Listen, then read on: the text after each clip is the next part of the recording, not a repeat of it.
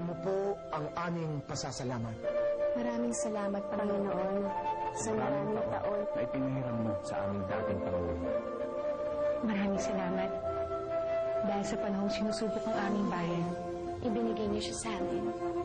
Para maging tagapagtaguyod ng demokrasya at maging huwaran ng katapatan at integridad.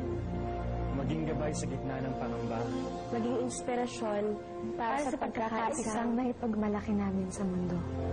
Maraming salamat. Dahil ang kanyang mga pinanindigan at ipinaglaban ay makahulugan pa rin sa sambayan ng Pilipino. Hanggang ngayon. Ang lahat ng kanyang mga pamana sa aming lahi ay panghabang buhay naming sandigan. Maraming salamat, Panginoon. Dahil sa panahon ito ay binigyan mo ng lakas at kapayapaan ang kanyang pamilya. Kasama na po kami lahat ng Pilipino na tumitingala sa Kanya bilang ina. Ngayon pong siya ay nasa piling mo. Ang dating Pangulong Corazon Aquino ay nananatiling buhay sa aming puso.